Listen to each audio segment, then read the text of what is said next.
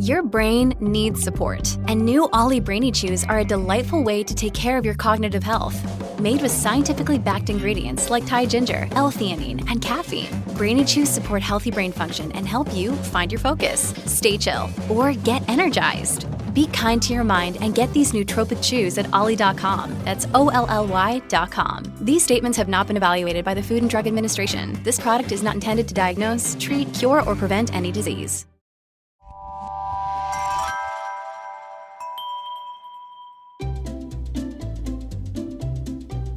Hello, and welcome to Novel Conversations, a podcast about the world's greatest stories. I'm your host, Frank Lavallo, and for each episode of Novel Conversations, I talk to two readers about one book. And together, we summarize the story for you.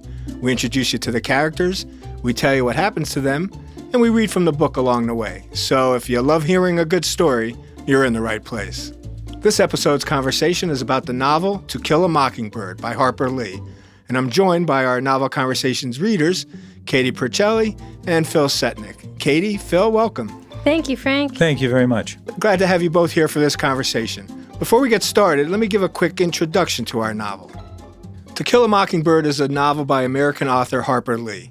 It was published in 1960 and was instantly successful, winning the Pulitzer Prize a year after its release.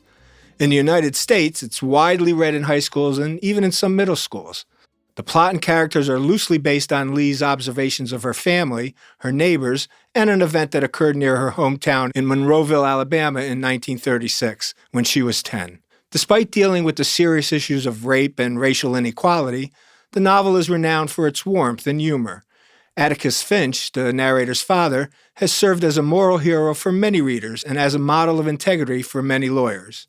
As a Southern Gothic novel and a Bildungsroman, a novel dealing with one person's formative years or spiritual education, the primary themes of To Kill a Mockingbird involve racial injustice and the destruction of innocence.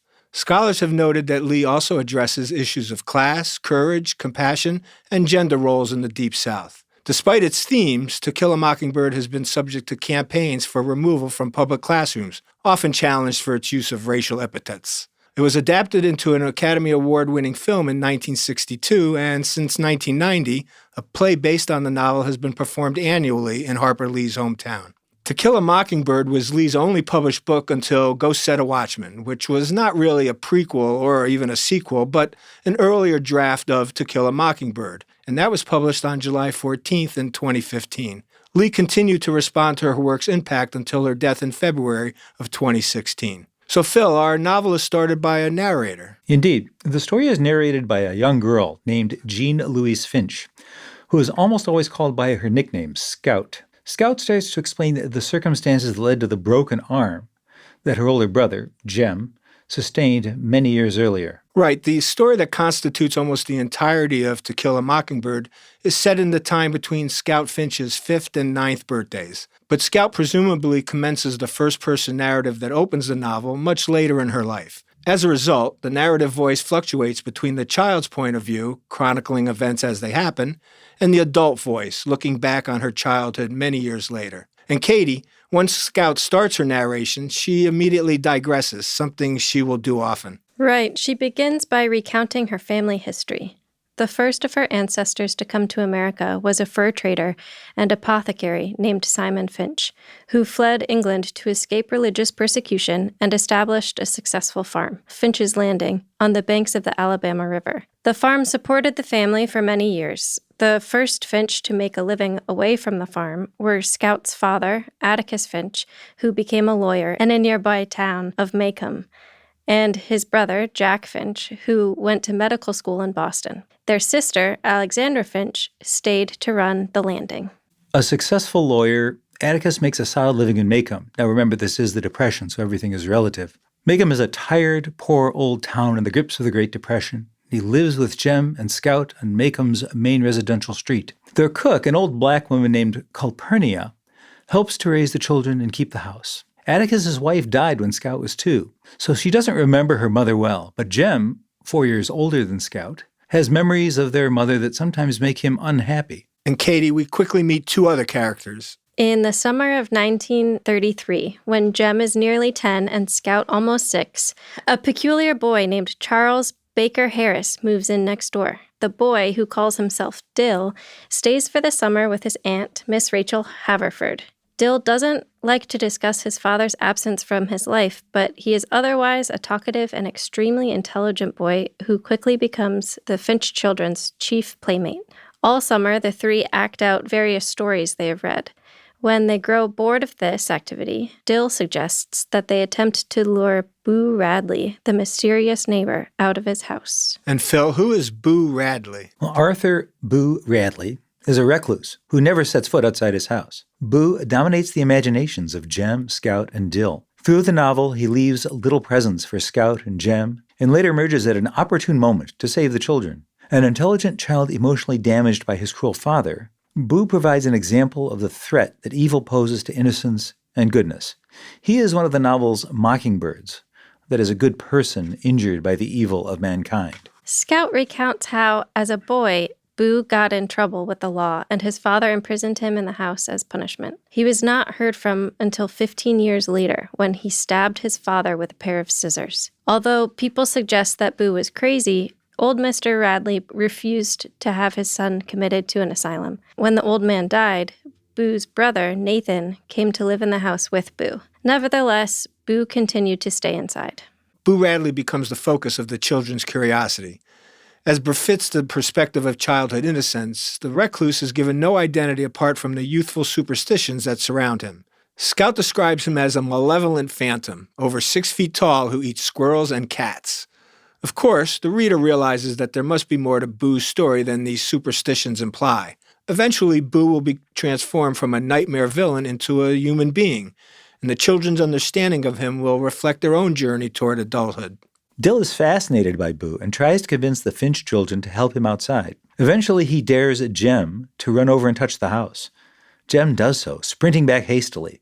There is no sign of movement at the Radley place, although Scout thinks that she sees a shutter move slightly, as if someone were peeking out. Dill dominates this early part of the novel, though he's only a summer visitor and has no connection to Makeham's adult world. As this adult world asserts itself later in the novel, Dill fades from the story. As I've said, one of the central themes of To Kill a Mockingbird is the process of growing up and developing a more mature perspective on life. This narrative gradually comes to mirror a loss of innocence as the carefree childhood of these first chapters is slowly replaced by a darker, more dangerous, and more cynical adult story, in which the children are really only minor participants. September arrives, and Dill leaves Macomb to return to the town of Meridian. Scout, meanwhile, prepares to go to school for the first time, an event that she has been eagerly anticipating. Once she is finally at school, however, she finds that her teacher, Miss Carolyn Fisher, deals poorly with children. When Scout shows that she's already a good reader, Miss Caroline concludes that Atticus must have taught Scout how to read, and she becomes very displeased and makes Scout feel guilty for being educated. Miss Caroline and Scout get along badly that first afternoon as well. Walter Cunningham, a boy in Scout's class, has not brought a lunch. Miss Caroline offers him a quarter to buy lunch, telling him that he can pay her back tomorrow.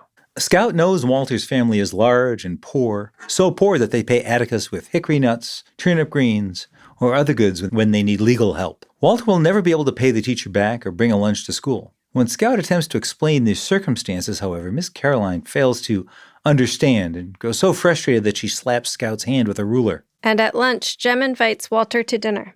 At the Finch house, Walter and Atticus discuss farm conditions like two men, but to Scout's horror, Walter puts molasses all over his meat and vegetables. When she criticizes Walter, Calpurnia calls her into the kitchen to scold her and slaps her as she returns to the dining room, telling her to be a better hostess. Back at school, Miss Caroline becomes terrified when a tiny bug, or cootie, crawls out of a boy's hair. The boy is Burris Ewell, a member of the Ewell clan, which is even poorer and less respectable than the Cunningham clan. In fact, Burris only comes to school the first day of every school year, making a token appearance to avoid trouble with the law. He leaves the classroom making enough vicious remarks to cause the teacher to cry. At home, Atticus follows Scout outside to ask her if something's wrong, to which she responds that she's not feeling well. She tells him that she does not think she will go back to school anymore and suggests that he could just teach her himself. Atticus replies that the law demands that she go to school, but he promises to keep reading to her as long as she does not tell her teacher about it. Scout's unpleasant first day of school has a threefold purpose, I think. It locates the reader's sympathies firmly with the narrator, Scout. It offers a further introduction to Macomb's tortured social ladder, and it provides sharp social commentary on the theme of children and education. Throughout these early chapters, Scout continually incurs disfavor for well-intentioned actions.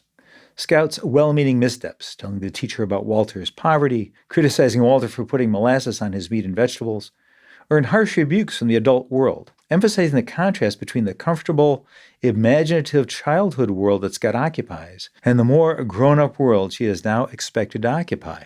These interactions set a pattern for the book and for the basic development of Scout as a character. Whether dealing with adults or with other children, Scout always means well, and her nature is essentially good. Her mistakes are honest mistakes, and while there is evil all around her in the novel, it does not infect her, nor does injustice disillusion her, as it will Jem. Young Walter Cunningham is the first glimpse we get of the Cunningham clan, part of the large population of poor farmers in the land around Macomb. Walter's poverty introduces the very adult theme of social class into the novel. Scout notes that Macomb was a run-down town caught up in the Great Depression, but so far we have seen only the upper-class side of town, represented by relatively successful and comfortable characters such as Atticus. But now, however, we begin to see the rest of Macomb, represented by the struggling Cunninghams and the dirt-poor Ewells. A correlation between social status and moral goodness becomes evident as the novel progresses. At the top of this pyramid, of course, rests Atticus, a comparatively wealthy man whose moral standing is beyond reproach. Beneath him are the poor farmers as the Cunninghams. Walter's fondness for molasses on all of his food illustrates the difference in status between his family and the Finches. The Ewells are below even the Cunninghams on the social ladder, and their unapologetic, squalid ignorance and ill tempers quickly make them the villains of the story. We do not encounter them again until part 2, but Burris's vicious cruelty in this section foreshadows the later behavior of his father, Bob Ewell. And finally, on the lowest ring is the town's black community.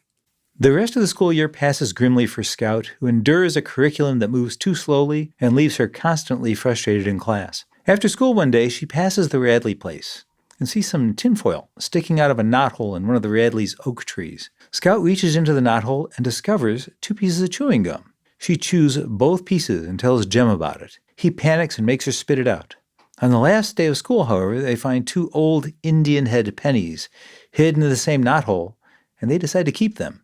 Summer comes at last. School ends, and Dill returns to Macomb. He, Scout, and Jem begin their games again. One of the first things they do is roll one another inside in an old tire. On Scout's turn, she rolls in front of the Radley steps, and Jem and Scout panic. However, this incident gives Jem the idea for their next game. They will play Boo Radley. As the summer passes, the game becomes more complicated until they are acting out an entire Radley family melodrama. Eventually, however, Atticus catches them and asks if their game has anything to do with the Radleys. Jem lies, and Atticus goes back into the house, and the kids wonder if it's safe to play their game anymore. Jem and Dill grow closer, and Scout begins to feel left out of their friendship. As a result, she starts spending much of her time with one of the neighbors, Miss Maudie Atkinson, a widow with a talent for gardening and cake baking. Miss Maudie Atkinson is a sharp-tongued widow and an old friend of the family. Miss Maudie is almost the same age as Atticus's younger brother, Jack. She shares Atticus's passion for justice and is the children's best friend among Macomb's adults. She tells Scout that Boo Radley is still alive, and as her theory, Boo is the victim of a harsh father, now deceased. She calls the father a, quote, foot-washing Baptist, who believed that most people are going to hell. She adds that Boo was always polite and friendly as a child. She says that most of the rumors about him are false, but that if he wasn't crazy as a boy, he probably is by now.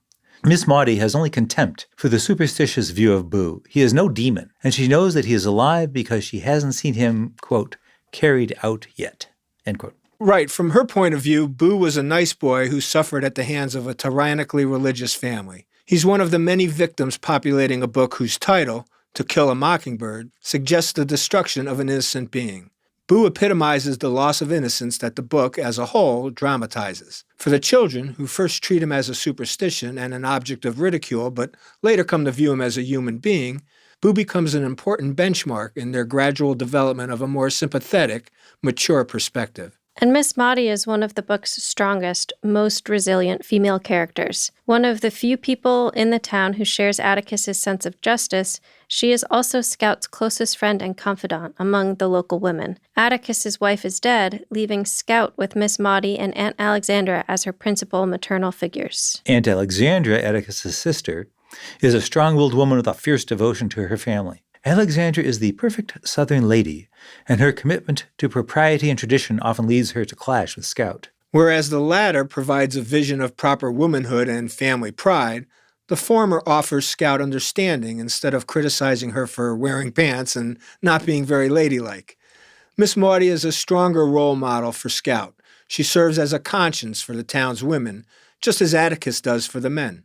Meanwhile, Jem and Dill plan to get a note to Boo inviting him out to get ice cream with them. They try to stick the note in a window of the Radley place with a fishing pole, but Atticus catches them again and orders them to, quote, stop tormenting that man, with either notes or the Boo Radley game. Jem and Dill obey Atticus until Dill's last day in Maycomb, when he and Jem plan to sneak over to the Radley place and peek in through a loose shutter. Scout accompanies them, and they creep around the house, peering in through various windows.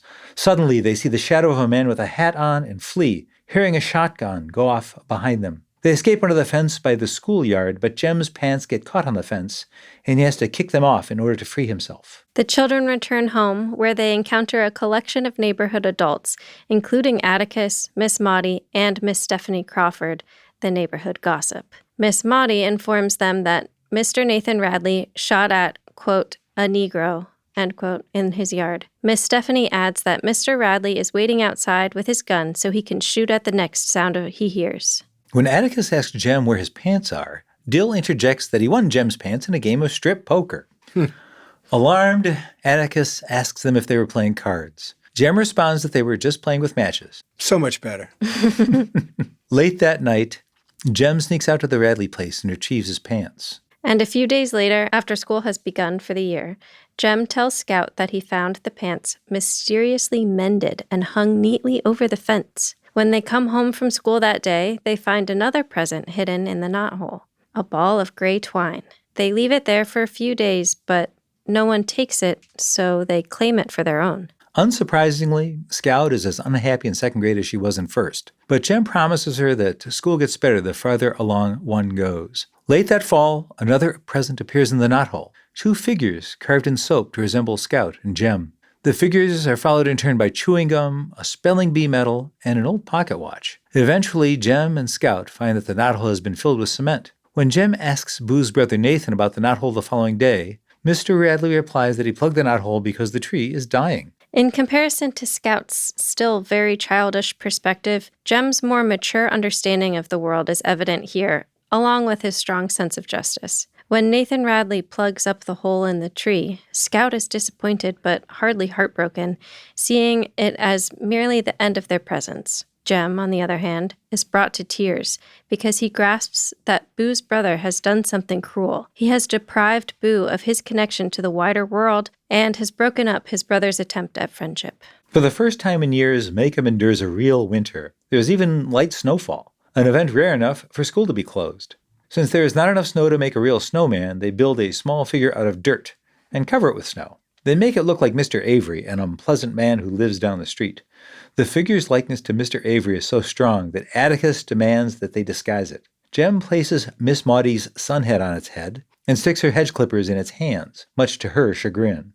The implicit comparison between Boo's soap figures and Jem and Scout's snowman reveals the difference in how each party interacts with others. Whereas Boo carves his figures out of a desire to connect with the 2 kids, Jem and Scout craft their snowman out of a dislike for Mr. Avery. Further, Boo doesn't make his carvings for himself, rather he offers them as presents. Jem and Scout, on the other hand, make the snowman purely for their own enjoyment. Boo interacts with others on their terms, while the children, not yet mature, interact with others on their own terms. Readers, let's take a quick break here, and when we come back, we'll continue our conversation about the novel To Kill a Mockingbird. We'll be right back.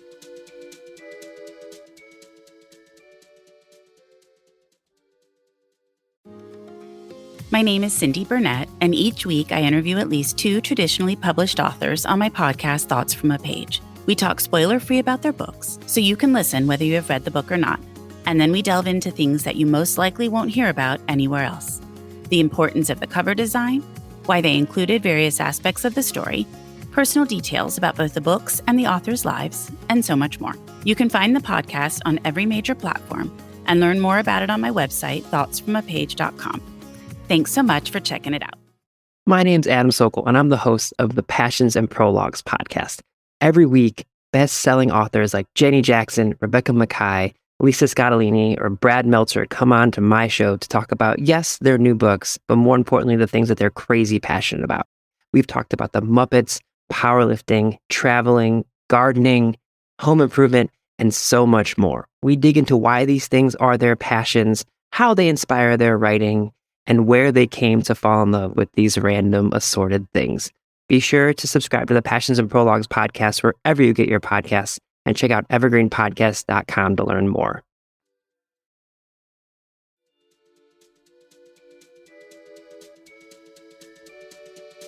Welcome back to Novel Conversations. Phil, you want to continue our story? Absolutely. So that night, Atticus wakes Scout and helps her put on her bathrobe and coat and goes outside with her and Jem. Miss Maudie's house is on fire. The neighbors help her save her furniture, and the fire truck arrives in time to stop the fire from spreading to other houses, but Miss Maudie's house burns to the ground. In the confusion, someone drapes a blanket over Scout. When Atticus later asks her about it, she has no idea who put it over her. Jem realizes that Boo Radley put it on her, and he reveals the whole story of the knothole, the presents, and the mended pants to Atticus. The fire represents an important turning point in the narrative structure of To Kill a Mockingbird. Before the fire, the novel centers on Scout's childhood world, the games that she plays with Jem and Dill, and their childhood superstitions about Boo Radley. After the fire, Boo Radley and childhood pursuits begin to retreat from the story. This shift begins the novel's gradual dramatization of the loss of innocence theme, as adult problems and concerns begin disrupting the happy world of the Finch children. Despite having lost her house, Miss Maudie is cheerful the next day. She tells the children how much she hated her old home, and she is already planning to build a smaller house and plant a larger garden. She says that she wishes she had been there when Boo put the blanket on Scout to catch him in the act. At school, Scout nearly starts a fight with a classmate named Cecil Jacobs after Cecil uses an offensive racial slur to declare that Atticus defends black people. Atticus has been asked to defend Tom Robinson, a black man accused of raping a white woman. It is a case he cannot hope to win, but Atticus tells Scout that he must argue it to uphold his sense of justice and self-respect. The occasion for the adult world to intrude on Scout's life is this trial of Tom Robinson. Because Robinson is a black man accused of raping a white woman, the white residents of Maycomb are furious that Atticus, the town's best lawyer, would choose to help his cause. The townspeople are unwilling to limit their displays of anger to Atticus himself. Scout and Jem become targets as well. The town of Maycomb, whose inhabitants have been presented thus far in a largely positive light, suddenly turns against the Finches as the ugly, racist underbelly of Southern life exposes itself. Even members of Atticus's own family, Alexandria and her obnoxious grandson, condemn his decision to defend Tom Robinson. Aunt Alexandra, Atticus's sister, a strong-willed woman with a fierce devotion to her family. Alexandra is the perfect Southern lady, and her commitment to propriety and tradition often leads her to clash with Scout. This marks Alexandra's first appearance in the story, and her portrayal is mostly negative. Only later will she develop into a sympathetic character. The adversity faced by the family reveals Atticus's parenting style, his focus on instilling moral values in Jem and Scout. Particularly important to Atticus are justice, restraint, and honesty. He tells his children to avoid getting in fights, even if they're verbally abused, and to practice quiet courage instead. When he gives Jem and Scout air rifles as presents, he advises them that it is a sin to kill a mockingbird. This idea is, of course, the source of the novel's title, and it reflects the book's preoccupation with injustices inflicted upon innocents. In different ways, Jem and Scout, Boo Radley, and Tom Robinson are all mockingbirds, innocents. On Christmas Day, Atticus takes his children and their Uncle Jack to Finch's Landing, a rambling old house in the country where Atticus's sister, Alexandra, and her husband live. There, Scout endures Francis, Alexandra's grandson. Scout thinks Francis is the most boring child she has ever met. One night, Francis tells Scout that Dill is a runt and then uses an offensive racial slur to belittle Atticus. Scout curses Francis and beats him up. Francis tells Alexandra and Uncle Jack that Scout hit him, and Uncle Jack spanks Scout without hearing her side of the story. After they return to Maycomb, Scout tells Jack what Francis said, and Jack becomes furious. Scout makes him promise not to tell Atticus, however, because Atticus had asked her not to fight anyone over what is said about him. Jack promises and keeps his word.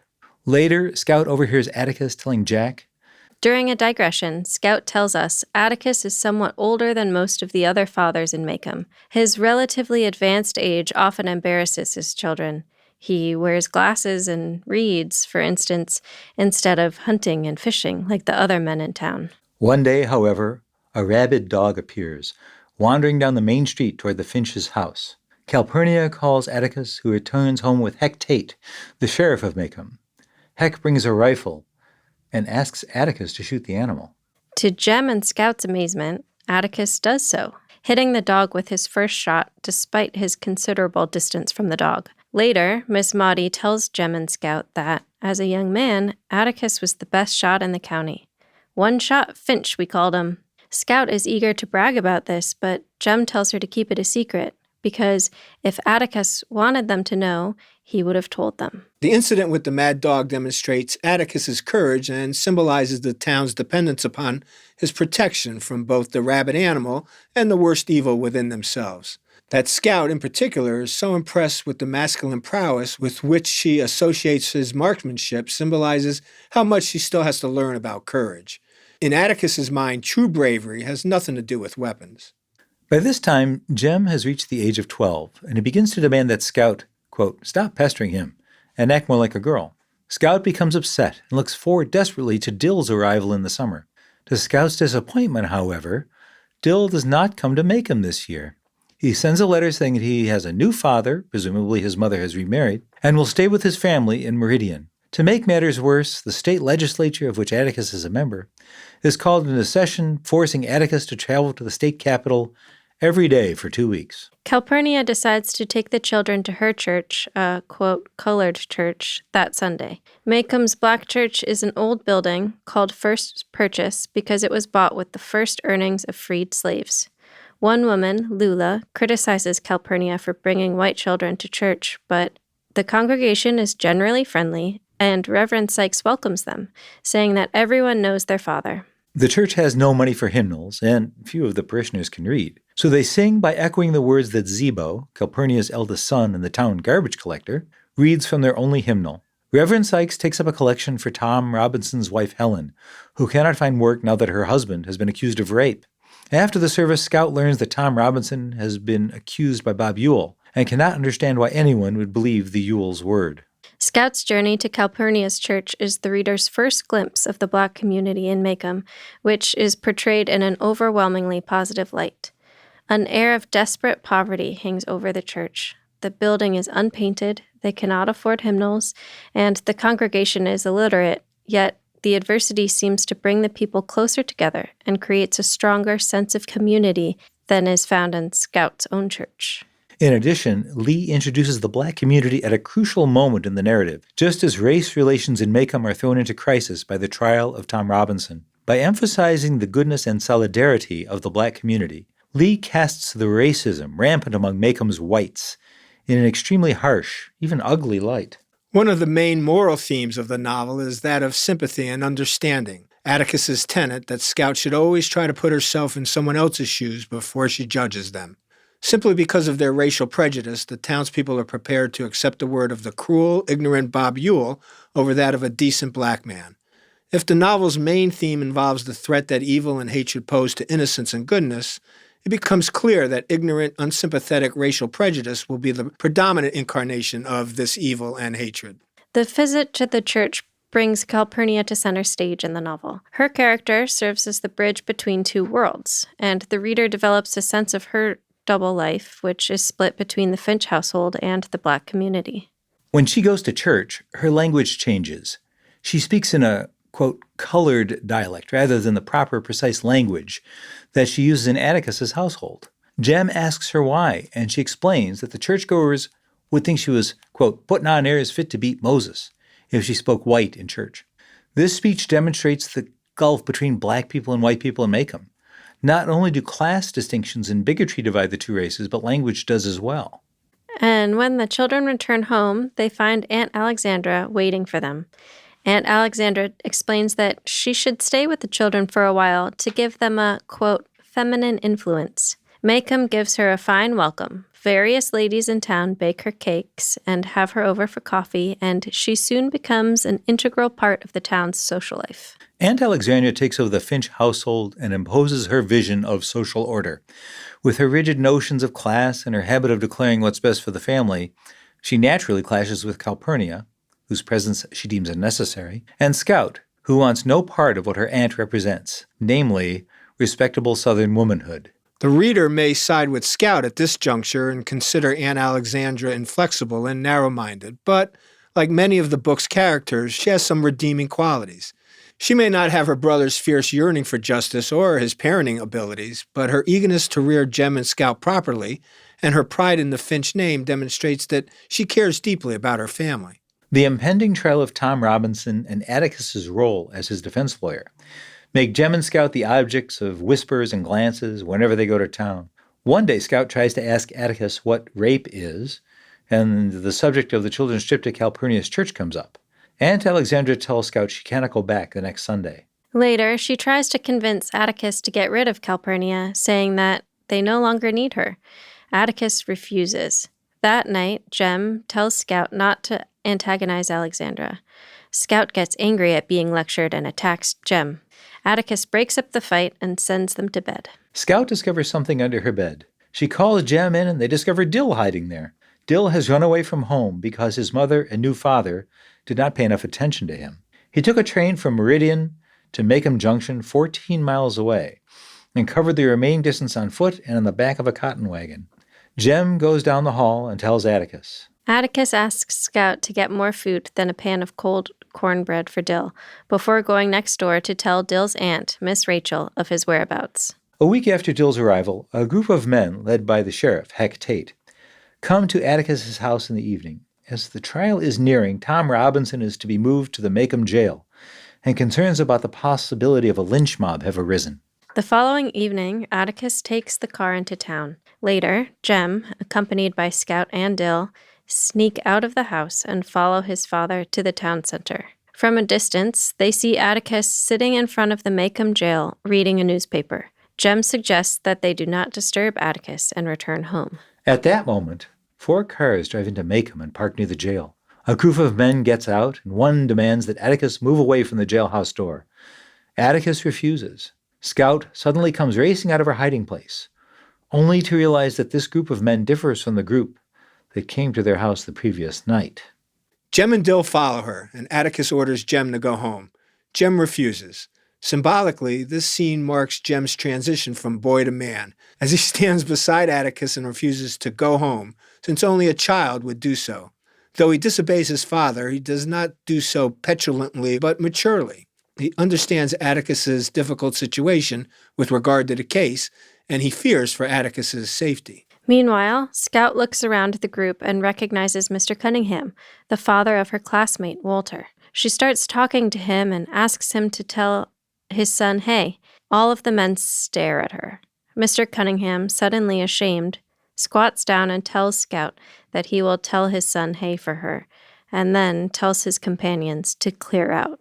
They depart, and Mr. Underwood, the owner of the newspaper, speaks from a nearby window where he is positioned with a double-barreled shotgun. Had you covered all the time, Atticus. Atticus and Mr. Underwood talk for a while, and then Atticus takes the children home. Some critics find this scene unconvincing and pat, wondering how Scout can remain so blissfully unaware of what is really going on and how Mr. Cunningham can be persuaded by Scout's southern courtesy to break up this drunken lynch mob. As Atticus says later, the events of that night prove that, quote, a gang of wild animals can be stopped, simply because they're still human. Readers, let's take a quick break here, and then when we come back, we'll get into our discussion about the trial of Tom Robinson.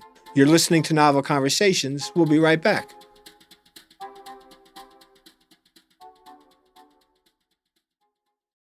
Hi, I'm Emma. And I'm Joe. And we're the Professional Book Nerds. 2 Mondays a month, we interview authors and talk about their upcoming books, what drives them, and their go-to order at the cafe. On Thursdays, we share recommendations and dive into topics readers face, like how do I actually read the books on my to-be-read list? You can find the Professional Book Nerds podcast on Apple Podcasts, Spotify, or wherever you get your podcasts. Want to learn more about us? Our website is professionalbooknerds.com, and you can find us on Instagram, Twitter, and TikTok at ProBookNerds. We hope you'll come and listen, and as always, Happy reading!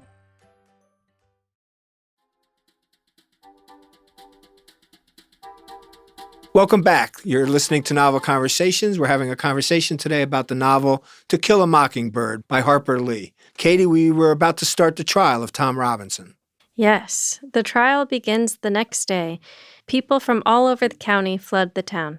Everyone makes an appearance in the courtroom, from Miss Stephanie Crawford to Mr. Dolphus Raymond, a wealthy eccentric who owns land on a riverbank near the county line. He is involved with a black woman and has biracial children. Only Miss Maudie refuses to go, saying that watching someone on trial for his life is like attending a Roman carnival. The vast crowd camps in the town square to eat lunch. Afterward, Jem, Scout, and Dill wait for most of the crowd to enter the courthouse so they can slip in at the back and thus prevent Atticus from noticing them. However, because they wait too long, they succeed in getting seats only when Reverend Sykes lets them see it in the, quote, colored balcony, where black people are required to sit in order to watch the trial. From these seats, they can see the whole courtroom. Judge Taylor, a white-haired old man with a reputation for running his court in an informal fashion, presides over the case.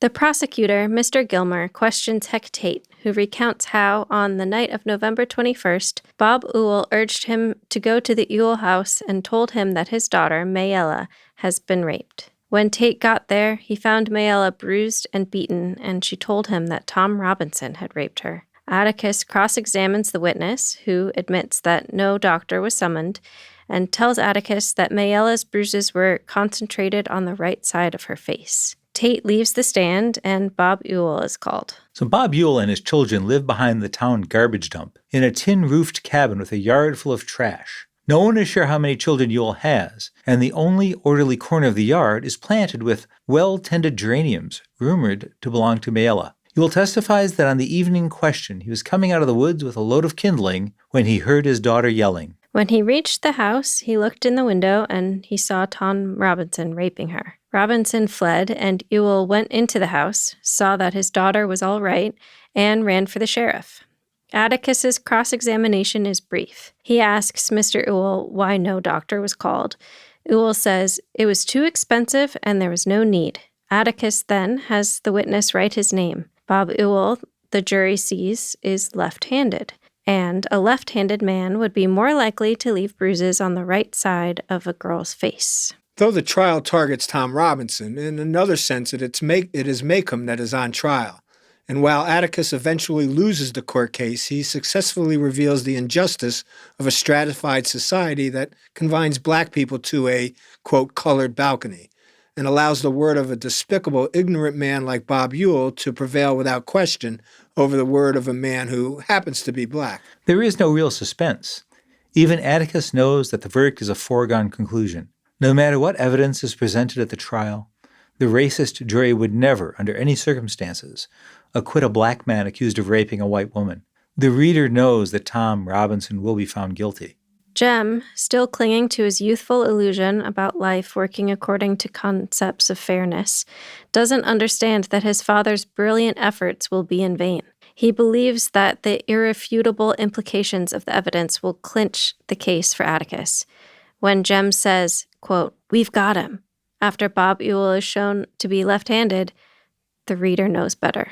Bob Ewell's real name is Robert E. Lee Ewell, a moniker that links him with the South's past and makes him absurd by comparison with his namesake, General Robert E. Lee, who fought valiantly for the Confederacy in the Civil War, despite his opposition to slavery. If Robert E. Lee represents the idealized South, then Bob Ewell epitomizes its darker and less respectable side, dominated by thoughtless prejudice, squalor, and meanness. The trial continues, with the whole town glued to the proceedings.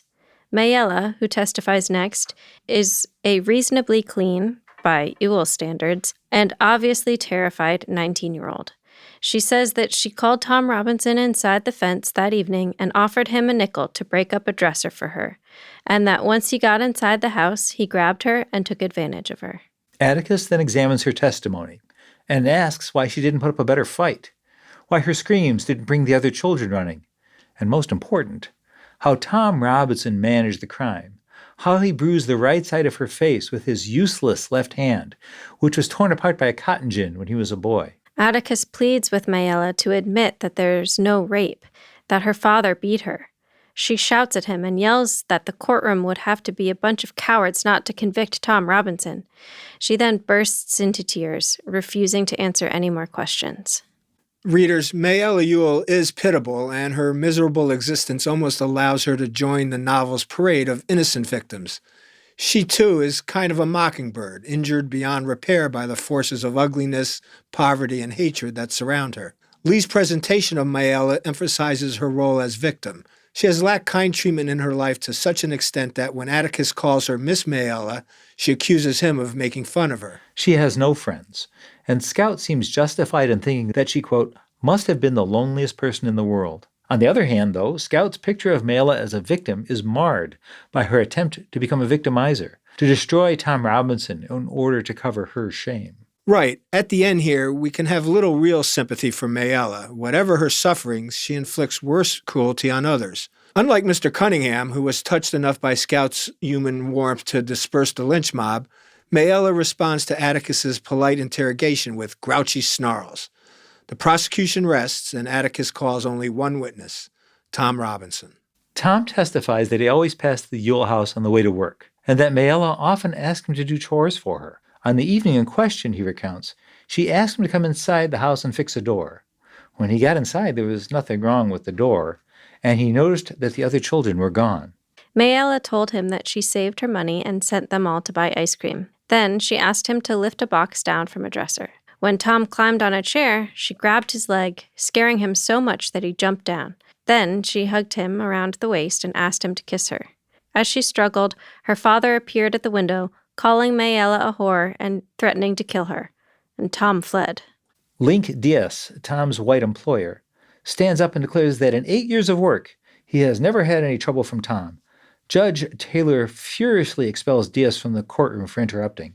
Mr. Gilmer gets up and cross-examines Tom. The prosecutor points out that the defendant was once arrested for disorderly conduct and gets Tom to admit that he has the strength, even with one hand, to choke the breath out of a woman and sling her to the floor. Mr. Gilmer reviews Mayella's testimony, accusing Tom of lying about everything, calling Tom boy, and accusing him at every turn.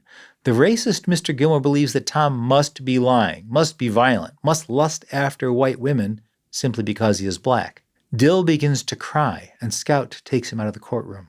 Pity must be reserved for Tom Robinson, whose honesty and goodness render him supremely moral.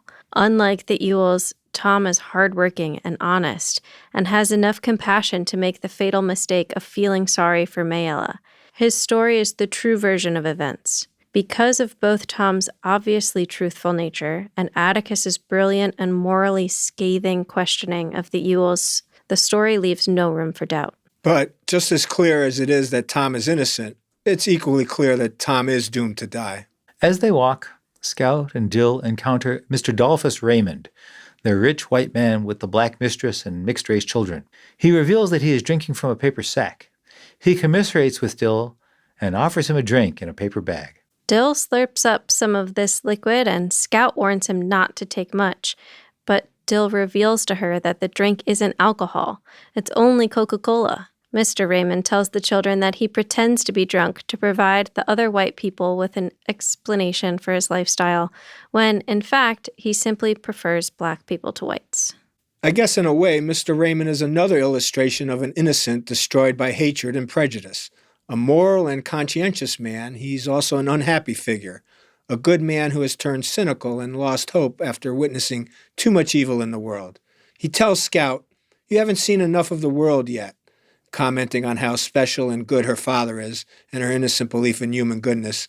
"You haven't even seen this town. but all you got to do is step back inside that courthouse. When Dill and Scout return to the courtroom, Atticus is making his closing remarks. He has finished going over the evidence and now makes a personal appeal to the jury. He points out that the prosecution has produced no medical evidence of the crime and has presented only the shaky testimony of two unreliable witnesses. Moreover, the physical evidence suggests that Bob Ewell, not Tom Robinson, beat Mayella. He then offers his own version of events, describing how Mayella, lonely and unhappy, committed the unmentionable act of lusting after a black man and then concealed her shame by accusing him of rape after being caught. Atticus begs the jury to avoid the state's assumption that all black people are criminals and to deliver justice by freeing Tom Robinson. As soon as Atticus finishes, Calpurnia comes into the courtroom. Calpurnia hands Atticus a note, telling him that his children have not been home since noon. Mr. Underwood says that Jem and Scout are in the balcony and have been there since just after 1 in the afternoon. Atticus tells them to go home and have supper. They beg to be allowed to hear the verdict.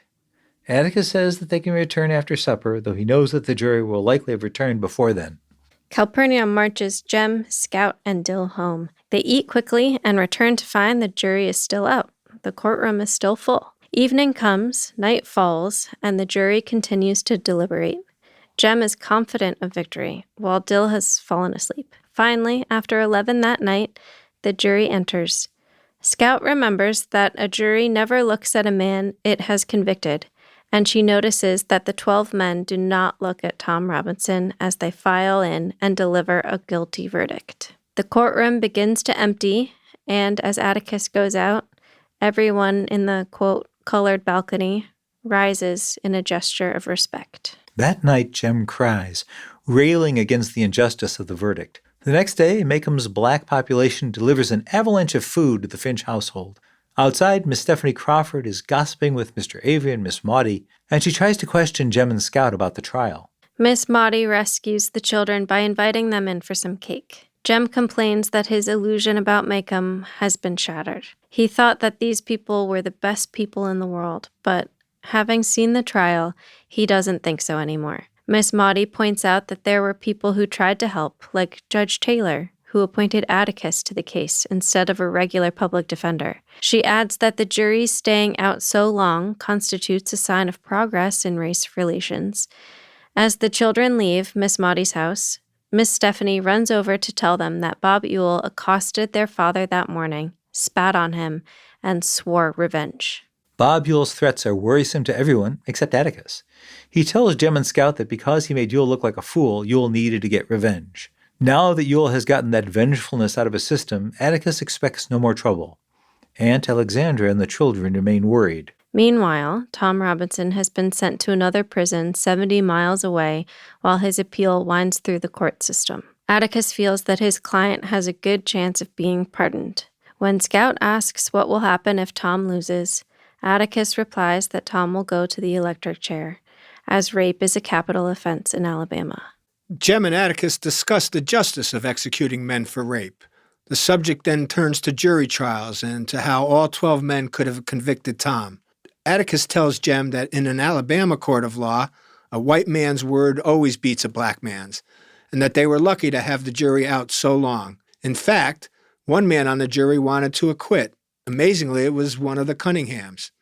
Upon hearing this revelation, Scout announces that she wants to invite young Walter Cunningham to dinner, but Aunt Alexandra expressly forbids it, telling her that the Finches do not associate with trash. Scout grows furious, and Jem hastily takes her out of the room. In his bedroom, they discuss the class system, why their aunt despises the Cunninghams, why the Cunninghams look down on the Ewells, who hate black people. After being unable to figure out why people go out of their way to despise each other, Jem suggests Boo Radley does not come out of his house because he doesn't want to leave it. One day in August, Aunt Alexandra invites her missionary circle to tea. Scout, wearing a dress, helps Calpurnia bring in the tea, and Alexandra invites Scout to stay with the ladies. Scout listens to the missionary circle first discuss the plight of the poor Maroons, a benighted African tribe being converted to Christianity, and then talks about how their own black servants have behaved badly ever since Tom Robinson's trial. Miss Maudie shuts up their prattle with icy remarks. Suddenly, Atticus appears and calls Alexandra to the kitchen. There he tells her, Scout, Calpurnia, and Miss Maudie that Tom Robinson attempted to escape and was shot 17 times. He takes Calpurnia with him to tell the Robinson family of Tom's death. Jem convinces Atticus to let them accompany him to Helen Robinson's house, where they saw her collapse even before Atticus could say that her husband, Tom, was dead. Meanwhile, the news occupies Macomb's attention for about 2 days, and everyone agrees that it is typical for a black man to do something irrational like try to escape.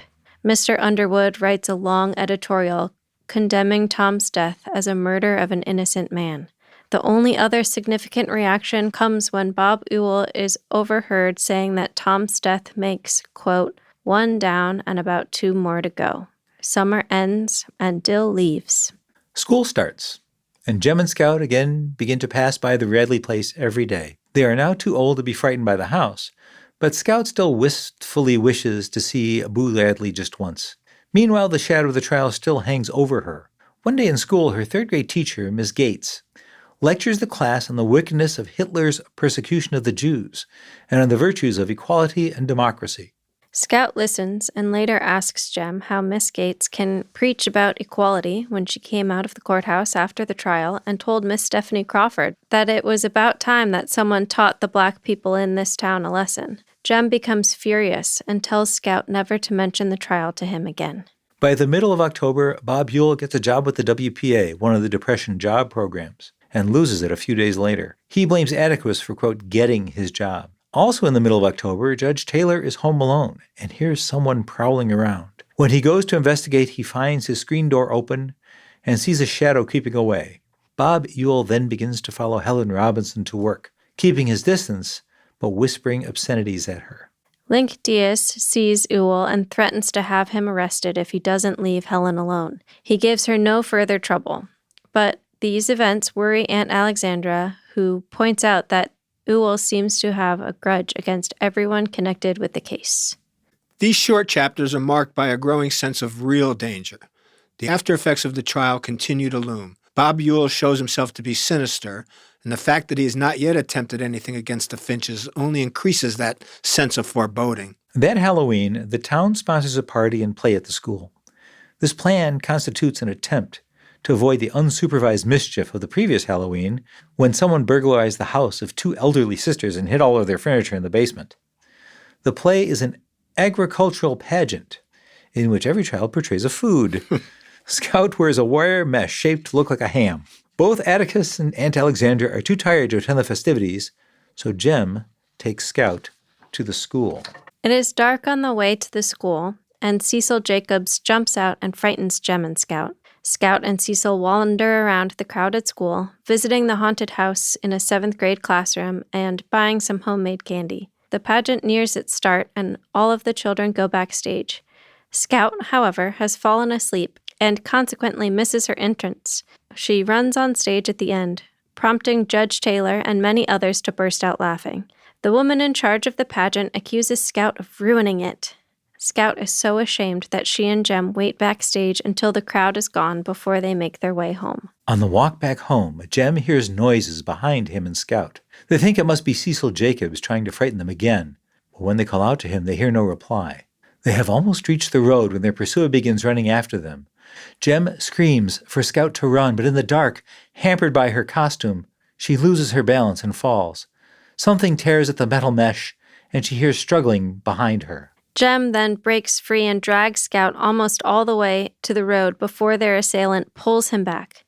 Scout hears a crunching sound, and Jem screams. She runs toward him and is grabbed and squeezed. Suddenly, her attacker is pulled away. Once the noise of the struggling has ceased, Scout feels on the ground for Jem, finding only the prone figure of an unshaven man smelling of whiskey. She stumbles toward home and sees, in the light of the street lamp, a man carrying Jem toward her house. Scout reaches home, and Aunt Alexandra goes to call Dr. Reynolds. Atticus calls Heck Tate, telling him that someone has attacked his children. Alexandra removes Scout's costume and tells her that Jem is only unconscious, not dead. Dr. Reynolds then arrives and goes into Jem's room. When he emerges, he informs Scout that Jem has a broken arm and a bump on his head, but he will be all right. Scout goes in to see Jem. The man who carried him home is in the room, but she does not recognize him. Hecate appears and tells Atticus that Bob Ewell is lying under a tree, dead, with a knife stuck under his rib. As Scout tells everyone what she heard and saw, Hecate shows her costume with a mark on it where the knife slashed and was stopped by the wire. When Scout gets to the point in the story where Jim was picked up and carried home, she turns to the man in the corner and really looks at him for the first time. He is pale, with torn clothes and a thin, pinched face and colorless eyes. She realizes that it is Boo Radley. Scout takes Boo, that is, Mr. Arthur, down to the porch, and they sit in shadow listening to Atticus and Hecate argue. Heck insists on calling the death an accident, but Atticus, thinking that Jem killed Bob Ewell, doesn't want his son protected from the law. Heck corrects him. Ewell fell on his knife. Jem didn't kill him. Although he knows that Boo is the one who stabbed Ewell, Heck wants to hush up the whole affair, saying that Boo doesn't need the attention of the neighborhood brought to his door. Tom Robinson died for no reason, he says, and now the man responsible is dead. Quote, "Let the dead bury the dead." Scout takes Boo upstairs to say goodnight to Jem and then walks him home. He goes inside his house and she never sees him again, but for just a moment, she imagines a world from his perspective. She returns home and finds Atticus sitting in Jem's room. He reads one of Jem's books to her until she falls asleep. Hecate's decision to spare Boo the horror of publicity by saying that Bob Ewell fell on his knife again invokes the title of the book and its central theme one last time. Scout says that exposing Boo to the public eye would be, quote, sort of like shooting a mockingbird, unquote. She has appropriated not only Atticus's words, but his outlook, as she suddenly sees the world through Boo's eyes.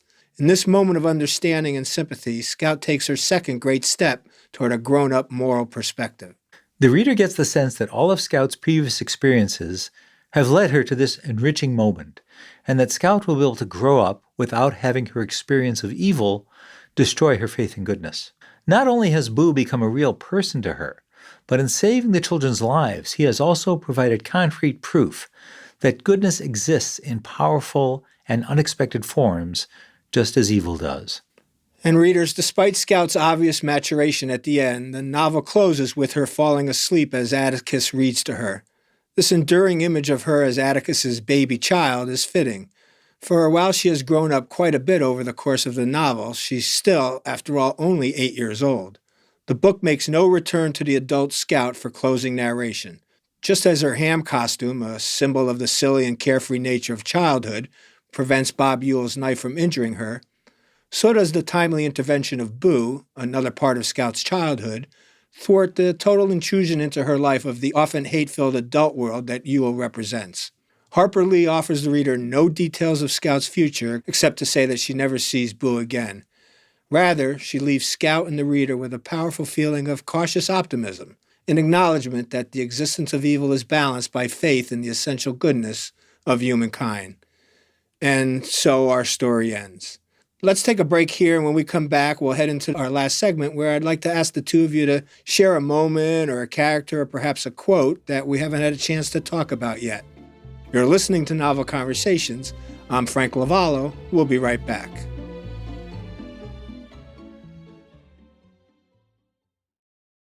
Are you tired of seeing your teen or young adult struggle on a path that clearly isn't the right fit? Is your teenager confused about which direction to take after high school? The future of work is changing rapidly, and our kids need to know all of the options available after high school so they're empowered to make the choice that is best for them. In each episode, we explore the latest trends that are shaping the opportunities of today and tomorrow. I'm your host, Betsy Jewell, and this is the High School Hamster Wheel Podcast.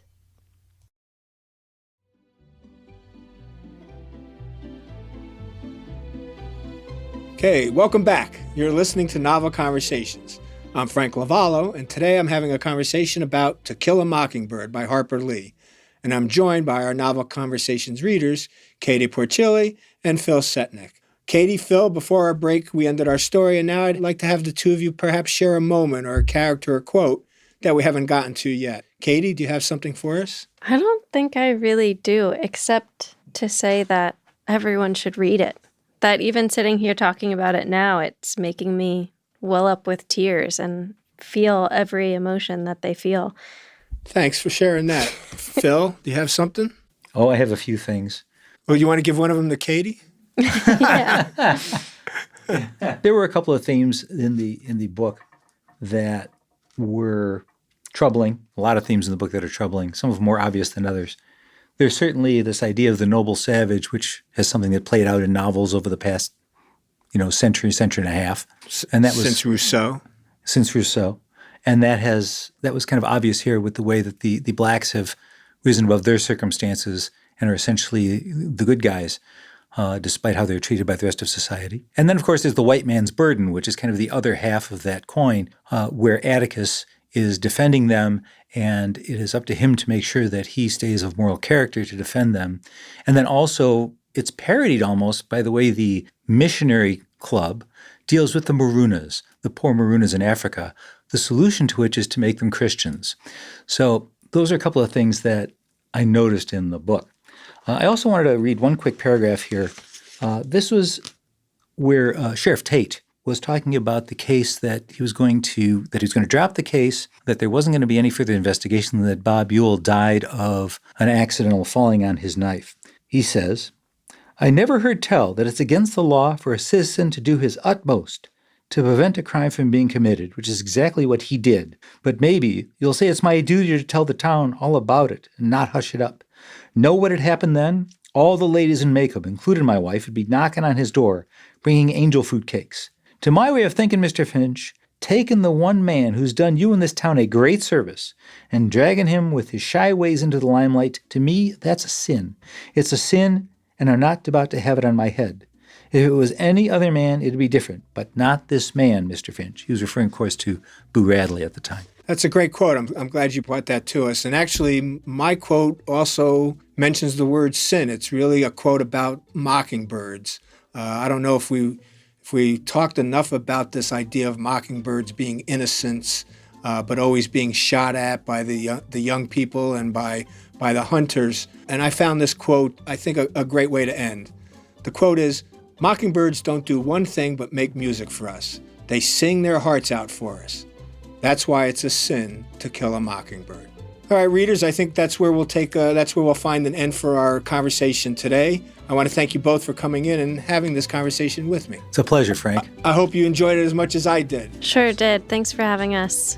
I'm Frank Lavallo, and you've been listening to Novel Conversations. Thanks for listening to Novel Conversations. If you're enjoying the show, please give us a 5-star review wherever you listen to podcasts. You can find us on Instagram at Novel Conversations. Follow us to stay up to date on upcoming episodes and in anything else we've got in the works. I want to give special thanks to our readers today, Katie Porchile and Phil Setnick. Our sound designer and producer is Noah Fouts, and Grace Sienna Longfellow is our audio engineer. Our executive producers are Bridget Coyne and Joan Andrews. I'm Frank Lavallo. Thank you for listening. I hope you soon find yourself in a novel conversation all your own.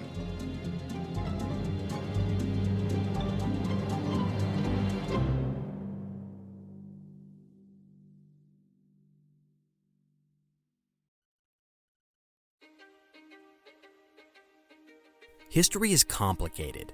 The story of human progress is long, messy, and riddled with controversies big and small. On Conflicted, we dive headfirst into history's most infamous events and contentious figures. We try and untangle the good from the bad, the fact from the fiction, and the monsters from the misunderstood. Was Genghis Khan a murderous butcher or a civic pioneer? Did the Allied powers go too far in firebombing the German city of Dresden at the twilight of World War II? And how did the Marquis de Sade acquire such a sinister reputation? And was any of it true? These are just a few of the tough questions we wrestle with and investigate on Conflicted. So if you love history or just enjoy a good story, please join me, your host, Zach Cornwell, for a fascinating new topic each and every month. Conflicted, a history podcast, is available on Spotify, Apple, or wherever else you get your podcasts. I hope to see you soon.